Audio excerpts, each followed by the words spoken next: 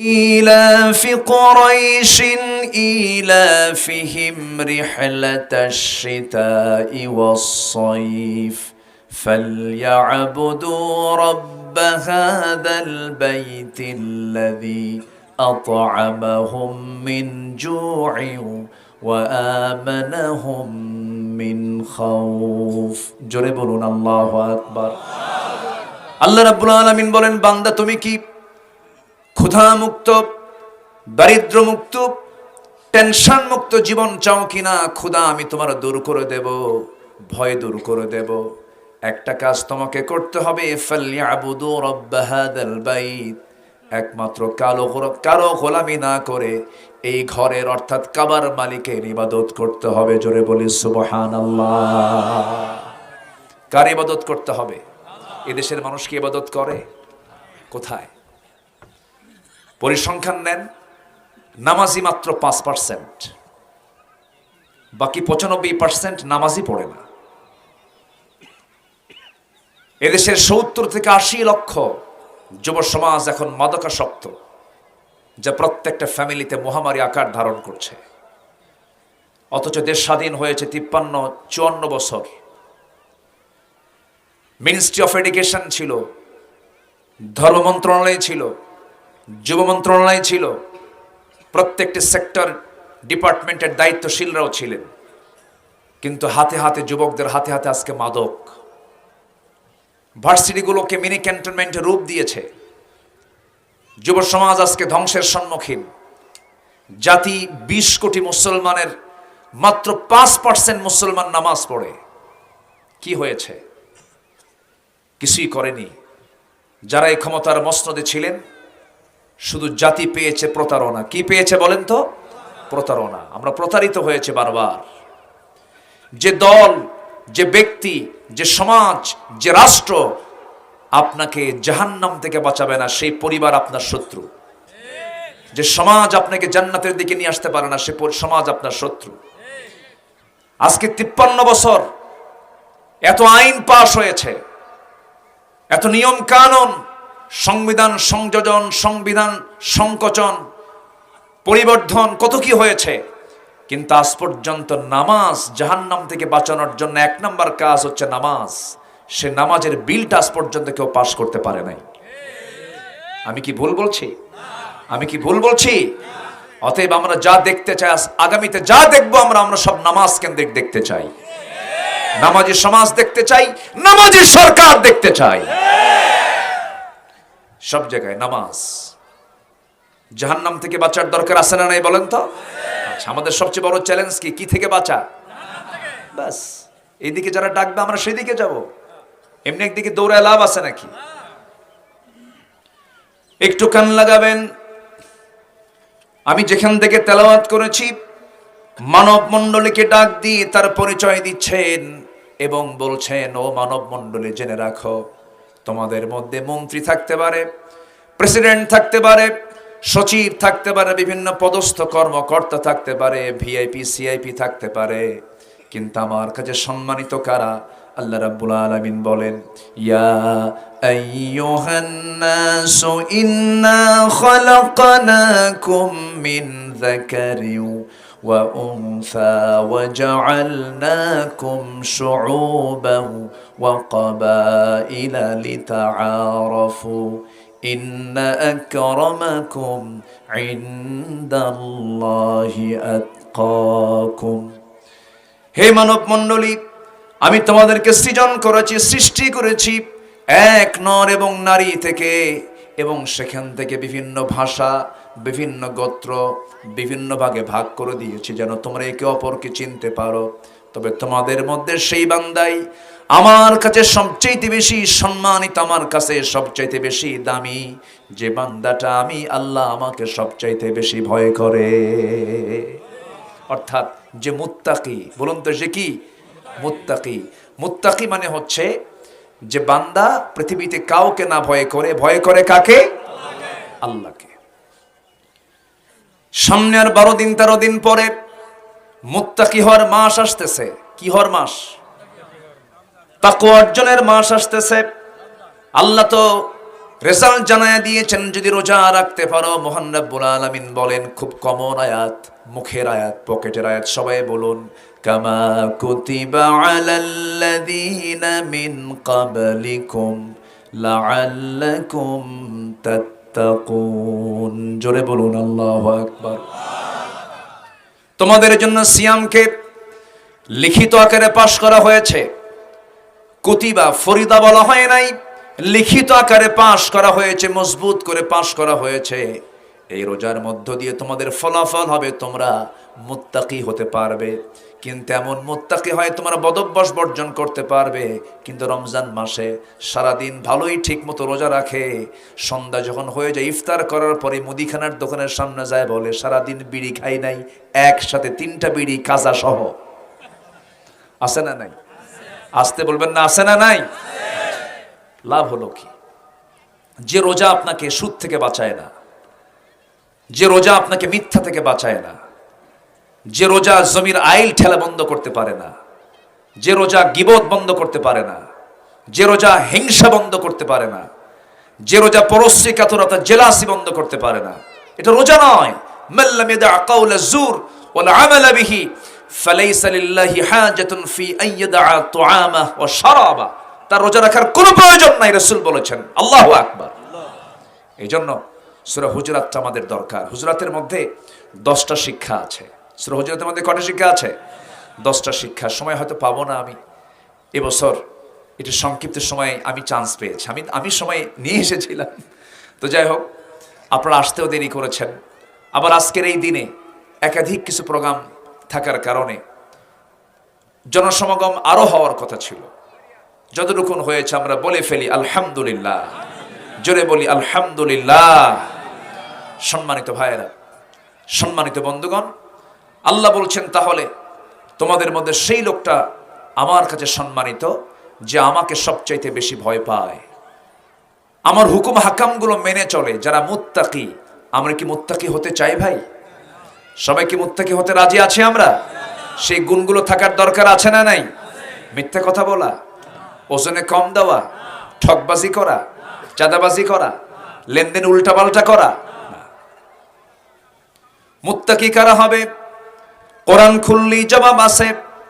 কোরআন খুলবেন, সঙ্গে সঙ্গে মুত্তাকির পরিচয় মহান রব্বুল আলামিন বলছেন। যারা পারেন ঠোঁট মিলিয়ে বলুন, হুদাল্লিল মুত্তাকিনা আল্লাযীনা ইউমিনুনা বিল গায়বি ওয়া ইউকিমুনাস সালাতা ওয়া মিম্মা রাযাকনাহুম ইউনফিকুন। والذين يؤمنون بما أنزل إليك وما أنزل من قبلك وبالآخرة هم يوقنون أولئك على هدى من ربهم وأولئك هم المفلحون. জোরে বলুন আল্লাহু আকবার।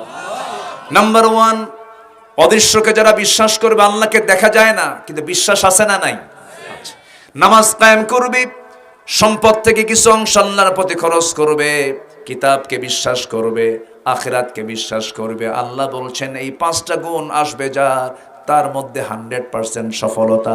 জোরে বলি সুবহানাল্লাহ। একটু কান লাগাবেন, তাকওয়াটা কাকে বলে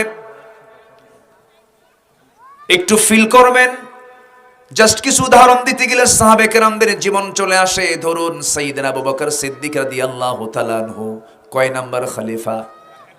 বলেন কয় নাম্বার? মানুষটাও কয় নাম্বার? বলেন 1 নাম্বার মানুষ। 1 নাম্বার খলিফা, 1 নাম্বার মানুষ। রাসূল বলেছেন আমার পরে আবু বকর। জোরে বলেন সুবহানাল্লাহ। মা তুলাআতিশ শামস ওয়ালা গরাবাত। কোন সূর্যোদয় হয়নি, অস্ত যায়নি এই পৃথিবীতে যে আবু বকরের চাইতে উত্তম হতে পারে। এত সম্মানিত মানুষ। আল্লাহর ভয় কাকে বলে দেখেন। রাতের আধারে তিনি একা একা হাঁটতেছেন। একটা দেশের রাষ্ট্রপ্রধান একা একা হেঁটে তিনি জনগণকে দেখতে যাচ্ছেন, জনগণের অবস্থাগুলো ঘুরে ঘুরে দেখতেছেন, রাতের আধারে খালি পায়ে হাঁটতেছেন। এই দৃশ্য কারো চোখে পড়ে নাই। সাইয়েদনা ওমর ফারুক তাকে দেখে ফেললেন। দেখে ফেলে বললেন, আমিরুল মুমিনিন, এত গভীর রাত্রিবেলা আপনি একাকী রাস্তা দিয়ে চলছেন, ভালো কথা, চলবেন, কিন্তু খালি পায়ে হাঁটেন কেন? পাথরের রাস্তা, পাথরের আঘাতে চামড়া ফেটে রক্ত বের হয়ে আপনি রক্তাক্ত হয়ে যাবেন। জুতা পায়ে তো হাঁটতে পারতেন। তিনি বলছেন, ওমর, আমি খালি পায়ে না হেঁটে যদি জুতা পায়ে হাঁটতে যাই, এই গভীর রাত, এই পাথরের সঙ্গে আমার জুতার একটা আওয়াজ সৃষ্টি হবে, ধাক্কা লেগে বাড়ি লেগে একটা আওয়াজ হবে। এই আওয়াজে যদি আমার জনগণের গভীর রাতের ঘুমের যদি ব্যাঘাত হয়ে যায়, কিয়ামতের দিন আমাকে আসামির কাঠগড়ায় দাঁড়িয়ে তারা জবাব দিতে হবে। এই জন্য আমি খালি পায়ে হাঁটি। সুবহানাল্লাহ বলবেন না? কার ভয়? তারা কি শাসক ছিলেন না খাদেম ছিলেন? বলুন তো, আদর্শ যে শাসক হবে সে জনগণকে দেখে ভয় পাবে। আদর্শ শাসকের পরিচয় হলো জনগণকে দেখে শাসক ভয় পাবে। বলুন তো উচিত কোনটা? শাসক ভয় পাবে না জনগণ ভয় পাবে? বলেন বলেন বলেন বলেন বলেন। শাসক ভয় পাবে। এই 16 বছর আমরা যে ছিলাম, কি জনগণ ভয় পাইছে না শাসক ভয় পাইছে? বলেন।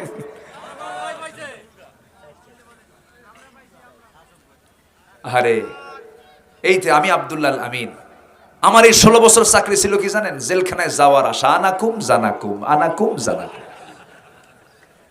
16 বছর শান্তিতে ছিলাম না তো?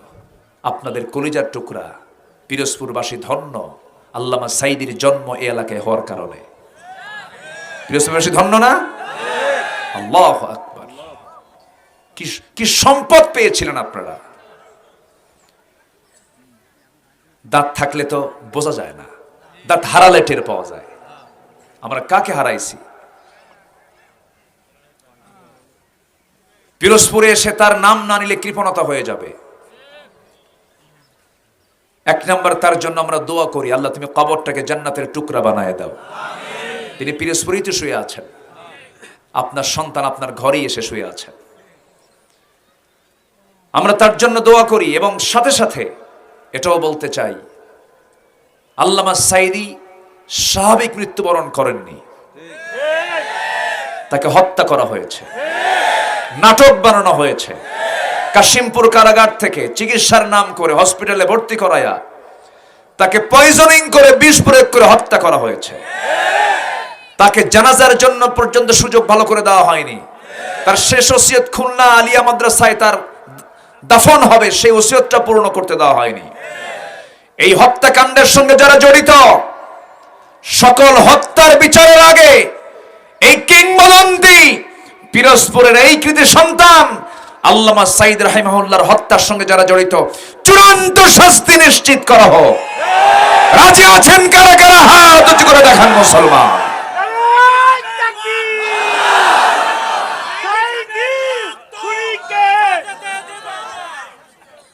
আল্লাহ কবুল করুন। জোরে বলি আমিন। আরো জোরে আমিন। বড় আশা ছিল উনি আবার মঞ্চে উঠবেন, আবার কথা বলবেন। সবাই ফিরে আসলো বাড়িতে, কিন্তু উনি ওনার বাড়িতে আর ফিরে আসলেন না। আল্লাহ তুমি তার কবরটাকে জান্নাতের নূর দিয়ে মুনাফফার করে দাও। জোরে বলি আমিন। আরো জোরে আমিন। কষ্ট পেলেন নাকি? কষ্ট পাইলেও কিচ্ছু করার নাই, কষ্ট পাওয়া যাবে না ভাই। এত কঠিন সময় পার করেছি আমরা। মাহফিলে কথা বলতে দিত না। আজকে যদি এই পরিবেশ না আসতো, এই মাহফিল হতো না। মাহফিলে বসতাম, 2 সাইডে কিরামুন কাতিবিন বসে যেত। কি কথা ঠিক কিনা বলেন? আজকে তারা কোথায়? যারা বলেছিল এই ভূখণ্ডে জঙ্গিবাদের কোনো স্থান নাই, 6 মাস হলো কোনো জঙ্গি নাটকও নাই। জঙ্গি নাটক আছে? নাই। এখন জঙ্গি গেল কই? সেই জঙ্গি নাই। মাঝে মাঝে শোনা যেত র‍্যাব অভিযান করে অমুক জায়গা থেকে, আস্তানা থেকে জঙ্গিগুলো ধরে নিয়ে আসছে। আর কোনো নিউজ পাই না আমরা 6 মাস যাবত। কেন নাই? জঙ্গি নাটকের যিনি মূল নাট্যকার, তিনি এখন দিল্লি গিয়ে বসে আছে। এই জন্য এই নাটকগুলো আর দেখতে পাচ্ছি না। অনেক কিছু করেছে তারা। আমাদের সতর্ক থাকা দরকার। যে ইমানদার শত্রু চেনে না, তার ইমান এখন আনা হয় নাই। ইমানদারকে শত্রু চেনার দরকার আছে না নাই? যে বলে আমার কোনো শত্রু নাই, ওর মধ্যে সমস্যা, মুনাফিকও। ঠিক কিনা? বিশ্বের সেনা মানুষ মুহাম্মদ সাল্লাল্লাহু, তার শত্রুকে অভাব ছিল? তার ঘরেই তো শত্রু ছিল, তার প্রতিবেশী শত্রু ছিল। ঘর থেকে তিনি বের হয়ে গেছেন, দেশ ছেড়েছেন, তাকে খাদ্যের মধ্যে বিষ দেওয়া হয়েছে। আপনি কি খুব বুজুর্গ হয়ে গেছেন, আপনার কোনো শত্রু নাই? যে বলে আমার শত্রু নাই, সে মুনাফিক। সে কি বলেন? মুনাফিক। সম্মানিত ভাইয়েরা, কথার তো কোনো থা নাই, বিভিন্ন দিকে চলে গিয়েছিলাম। রেজাল্ট হচ্ছে আমরা মুত্তাকি হব। জোরে বলি ইনশাআল্লাহ। আল্লাহ এই আয়াতের মধ্যে মুত্তাকি হওয়ার একটা ইঙ্গিত দিচ্ছেন। মন্ত্রী হয়ে লাভ নাই, প্রেসিডেন্ট হয়ে লাভ নাই, খ্যাতিমান হয়ে লাভ নাই, মুত্তাকি হলে লাভ আছে। আমার কাছে তাকওয়া নিয়ে আসো, আমি তোমাকে জান্নাত বুঝায় দেবো। জোরে বলেন সুবহানাল্লাহ।